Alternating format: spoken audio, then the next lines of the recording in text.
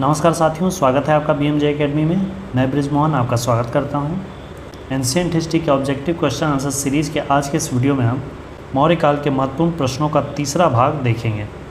आशा करता हूं कि इसके पिछले वीडियोस को आपने देखा होगा, और यदि आपने उसे नहीं देखा है तो उसे भी अवश्य देख लें, उसका लिंक डिस्क्रिप्शन में दिया हुआ है। तो आइए दोस्तों, बिना देर किए आज का वीडियो शुरू करते हैं। पिछले वीडियो के अंतिम प्रश्न का उत्तर मैंने आपको कमेंट करने कहा था।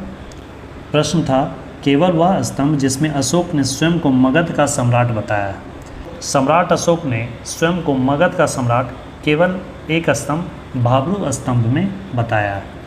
इससे संबंधित एक और महत्वपूर्ण प्रश्न ये होता है कि अशोक का नाम किस अभिलेख में वर्णित है। तो मास्की और गुर्जरा अभिलेख में अशोक का नाम वर्णित है। अशोक के अन्य नामों में देवनामप्रिय, प्रियदर्शी, अशोकवर्धन इत्यादि भी उल्लिखित है। अब आइए आज का प्रश्न शुरू करते हैं।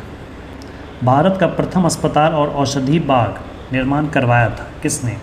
इसका निर्माण करवाया था सम्राट अशोक ने।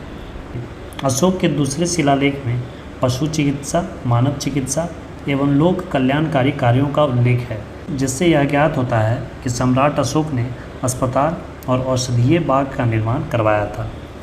निम्नलिखित में से कौन सा अधिकारी मौर्य प्रशासन का भाग नहीं था? पूछा जा रहा है कि इनमें से कौन मौर्य प्रशासन के अधिकारी नहीं थे। इसका उत्तर है अग्रहारिक। निम्नांकित में से कौन सा अशोककालीन अभिलेख खरोष्ठी लिपि में लिखा गया है? सम्राट अशोक के जितने भी अभिलेख प्राप्त हुए हैं सभी ब्राह्मी लिपि में हैं, सिवाय दो अभिलेखों के, जिनमें से शाहबाजगढ़ी तथा मानसहरा अभिलेख ब्राह्मी लिपि में ना होकर खरोष्ठी लिपि में है। ये दोनों अभिलेख पाकिस्तान से प्राप्त हुए हैं। शाहबाजगढ़ी पाकिस्तान के पेशावर से और मानसहरा अभिलेख पाकिस्तान के हज़ारा नामक स्थान से प्राप्त हुआ है। ये दोनों अभिलेख खरोष्ठी लिपि में हैं। अगला प्रश्न, गुजरात चंद्रगुप्त मौर्य के साम्राज्य में सम्मिलित था, यह प्रमाणित होता है किससे? यह प्रमाणित होता है रुद्रदामन के जूनागढ़ अभिलेख से। रुद्रदामन के जूनागढ़ अभिलेख से यह जानकारी मिलती है कि पश्चिमी भारत में चंद्रगुप्त मौर्य का शासन था, और इसी अभिलेख से यह भी जानकारी मिलती है कि चंद्रगुप्त मौर्य ने अपने राज्यपाल पुष्यगुप्त की सहायता से सुदर्शन झील का निर्माण करवाया था। अशोक ने बौद्ध होते हुए भी हिंदू धर्म में आस्था नहीं छोड़ी, इसका प्रमाण क्या है? इसका प्रमाण है देवनामप्रिय की उपाधि रखना। सम्राट अशोक के अन्य नामों में देवनामप्रिय, प्रियदर्शी, अशोकवर्धन इत्यादि थे। इन नामों से यह ज्ञात होता है सम्राट अशोक हिंदू धर्म में भी आस्था रखते थे। निम्न में से किसने नागार्जुनी पहाड़ियों की गुफाएं आजीविकों को दान में दे दी थी? नागार्जुनी पहाड़ियाँ आजीविकों को दान में दिया था सम्राट अशोक के पौत्र दशरथ ने। सम्राट अशोक आजीविकों के रहने के लिए बराबर की पहाड़ियों में 3 गुफाओं का निर्माण करवाया था, जिसका नाम कर्ण, सुदामा और विश्व झोपड़ी था। बराबर की पहाड़ियों में चौथी गुफा, जिसका नाम लोमस ऋषि रखा गया, उसका निर्माण अशोक के पौत्र दशरथ ने करवाया था, और फिर दशरथ ने ही नागार्जुनी पहाड़ियों की गुफाओं को आजीविकों को रहने के लिए दान में दे दिया था। आजीवक संप्रदाय जैन धर्म से ही अलग होकर एक नई शाखा का निर्माण हुआ था, जिसके संस्थापक मखली गोसाल थे, जो कि महावीर स्वामी के शिष्य थे। अगला प्रश्न है, अशोक की धम्म नीति का मूल मंत्र या सिद्धांत क्या था? अशोक की धम्म नीति का मूल सिद्धांत था संयम, अपनी इंद्रियों को वश में रखना। रज्जुक क्या थे? रज्जुक मौर्य प्रशासन के एक अधिकारी थे, जो कि संभवतः एक जिले के अधिकारी को कहा जाता था। अशोक के निम्नांकित अभिलेखों में से किसमें दक्षिण भारतीय राज्यों का उल्लेख हुआ है? इसका उत्तर होगा द्वितीय शिलालेख। अशोक के द्वितीय शिलालेख में चोल, चेर, पांड्य शासकों का वर्णन मिलता है। किसके शासनकाल में डिमेकस भारत आया था? डिमेकस या डायमेकस बिंदुसार के शासनकाल में भारत आया था। निम्न में से किस मौर्य राजा ने दक्कन पर विजय प्राप्त की थी? दक्कन पर विजय प्राप्त किया था चंद्रगुप्त मौर्य ने। चंद्रगुप्त मौर्य का साम्राज्य उत्तर पश्चिम में ईरान से लेकर पूर्व में बंगाल तक तथा उत्तर में कश्मीर से लेकर दक्षिण में कर्नाटक तक फैला हुआ था। पाटलिपुत्रा में स्थित चंद्रगुप्त का महल मुख्यतः बना था। यह महल बना हुआ था लकड़ी का। अभिलेख जिससे यह प्रमाणित होता है कि चंद्रगुप्त का प्रभाव पश्चिमी भारत पर भी था। दोस्तों इस प्रश्न को अभी थोड़ी देर पहले ही मैंने बताया था, आप इसका उत्तर कमेंट करके बताएं। निम्नलिखित में से किस स्रोत में अशोक के राज्यकाल में तृतीय बौद्ध संगति होने का उल्लेख मिलता है? तृतीय बौद्ध संगति 247 ईसा पूर्व में पाटलिपुत्रा में अशोक के शासनकाल में मोगली पुत्तिस की अध्यक्षता में संपन्न हुआ था। इसकी जानकारी हमें बौद्ध ग्रंथ दीपवंश तथा महावंश से मिलती है। इसका उत्तर हो जाएगा 2 और 3। सार्थवाह किसे कहते थे? व्यापारियों के काफिले को सार्थवाह कहा जाता था। सेल्यूकस निकेटर, जिसको अलेक्जेंडर द्वारा सिंध एवं अफगानिस्तान का प्रशासक नियुक्त किया गया था, को किस भारतीय राजा ने हराया था? इसे पराजित किया था चंद्रगुप्त मौर्य ने। सेल्यूकस निकेटर सिकंदर का सेनापति था। सिकंदर के सेनापति सेल्यूकस निकेटर से चंद्रगुप्त मौर्य का युद्ध 305 ईसा पूर्व में हुआ, जिसमें सेल्यूकस निकेटर पराजित हुआ। उत्तराखंड में सम्राट अशोक के शिलालेखों की एक प्रति कहाँ से मिली है?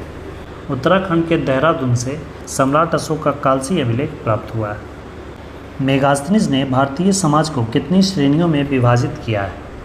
मेगास्थनीज ने अपनी पुस्तक इंडिका में मौर्यकालीन प्रशासन और समाज का विस्तृत वर्णन किया है, जिसमें उसने भारतीय समाज को 7 श्रेणियों में विभाजित किया है, जिनमें से दार्शनिक, किसान, अहीर, कारीगर, सैनिक, निरीक्षक तथा सभासद थे।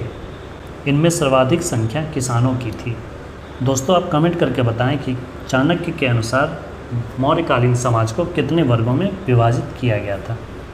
निम्नलिखित मौर्य शासक बौद्ध धर्म के अनुयायी थे। इनमें से कौन से मौर्य शासक थे जो कि बौद्ध धर्म के अनुयायी थे? चंद्रगुप्त मौर्य जैन धर्म के अनुयायी थे। बिंदुसार भी जैन धर्म का अनुयायी था। अशोक और उसका पौत्र दशरथ, ये दोनों बौद्ध धर्म के अनुयायी थे। तो इसका उत्तर हो जाएगा 2 और 4। निम्न में से कौन सा क्षेत्र अशोक के साम्राज्य में शामिल नहीं था? अफगानिस्तान शामिल था, बिहार भी शामिल था, कलिंग को भी इसने जीत लिया था।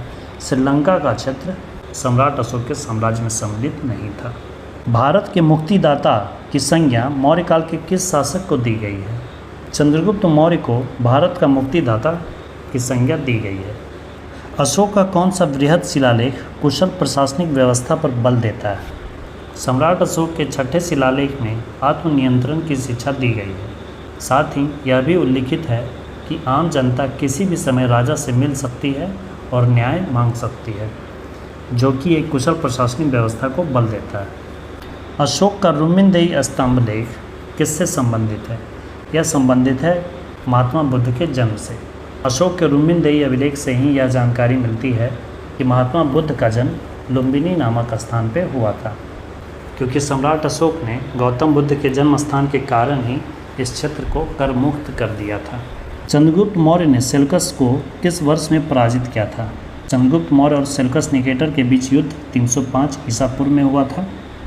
मालवा, गुजरात और महाराष्ट्र किस शासक ने पहली बार जीता? इन सभी क्षेत्रों को सर्वप्रथम चंद्रगुप्त मौर्य ने जीतकर अपने विशाल साम्राज्य में शामिल किया। अशोक का समकालीन तुर्मय कहाँ का राजा था? यह राजा था मिस्र का। अशोक के जो प्रमुख शिलालेख संगम राज्य के विषय में हमें बताते हैं, उनमें कौन कौन सम्मिलित हैं? संगम राज्यों के बारे में हमें जानकारी अशोक के दूसरे शिलालेख से मिलती है, जिसमें चोल, चेर, पांड्य, सत्यपुत्र, केरलपुत्र इत्यादि शासकों की चर्चा की गई है। द्वितीय शिलालेख सिर्फ ऑप्शन डी में है, यही उत्तर हो जाएगा। अशोक के 14वां शिलालेख में अशोक ने जनता को धार्मिक जीवन बिताने के लिए प्रेरित किया है। निम्नांकित में से किसकी तुलना मैकियावेली के प्रिंस से की जाती है? मैकियावेली के प्रिंस की तुलना की जाती है चाणक्य या कौटिल्य के अर्थशास्त्र से। कलिंग युद्ध की विजय तथा क्षतियों का वर्णन अशोक के किस शिलालेख में है? कलिंग युद्ध का वर्णन अशोक के 13वें शिलालेख में है। 13वें शिलालेख में कलिंग युद्ध के वर्णन के साथ साथ अपराध करने वाली आटविक जातियों का भी उल्लेख किया गया है। कौटिल्य के अर्थशास्त्र में किस पहलू पर प्रकाश डाला गया है? ये नाम है अर्थशास्त्र, लेकिन इसमें राजनीतिक नीतियों पर प्रकाश डाला गया है। निम्नलिखित में से किस दक्षिण राज्य का उल्लेख अशोक के अभिलेखों में नहीं है? अशोक के दूसरे शिलालेख में चोल, चेर, पांड्य, सत्यपुत्र तथा केरलपुत्र दक्षिण राज्यों का उल्लेख है। सातवाहन शासकों के बारे में कोई उल्लेख नहीं है, तो इसका उत्तर हो जाएगा सातवाहन। कालसी क्यों प्रसिद्ध है? कालसी प्रसिद्ध है अशोक के शिलालेख के कारण, उत्तराखंड के देहरादून से अशोक का यह शिलालेख प्राप्त हुआ है। किस प्राचीन नगर के अवशेष कुम्हरार स्थल से प्राप्त हुए हैं? पाटलिपुत्रा नगर, जो कि मगध साम्राज्य की राजधानी थी, उसका अवशेष कुम्हरार स्थल से प्राप्त हुआ है। कथन है मौर्यकालीन शासकों ने धार्मिक आधार पर भू अनुदान नहीं दिया था। कारण है भू अनुदान के विरुद्ध कृषकों ने विद्रोह किया। कथन सही है परंतु कारण गलत है। निम्न में से अशोक के किस अभिलेख में पारंपरिक अवसरों पर पशु बलि पर रोक लगाई गई है? ऐसा लगता है कि यह पाबंदी पशुओं के वध पर थी। सम्राट अशोक के पहले शिलालेख में ही पशु बलि की निंदा की गई है। बुलंदी बाग प्राचीन स्थान कहाँ था? मगध की राजधानी पाटलिपुत्रा में ही स्थित था। टॉलमी फिलाडेल्फस, जिसके साथ अशोक के राजनयिक संबंध थे, वह कहाँ का शासक था? यह शासक था मिस्र का। टॉलमी फिलाडेल्फस ने डायनोसिस नामक राजदूत को बिंदुसार के दरबार में भेजा था। मौर्य काल में भारत का राजनयिक संबंध सीरिया, मिस्र, ईरान इत्यादि देशों से था। दोस्तों, मौर्य काल से संबंधित ऑब्जेक्टिव प्रश्नों में बस इतना ही। दोस्तों, वीडियो से संबंधित अपना फीडबैक आप ज़रूर कमेंट किया करें। वीडियो को अंत तक देखने के लिए धन्यवाद दोस्तों। जय हिंद, वंदे मातरम।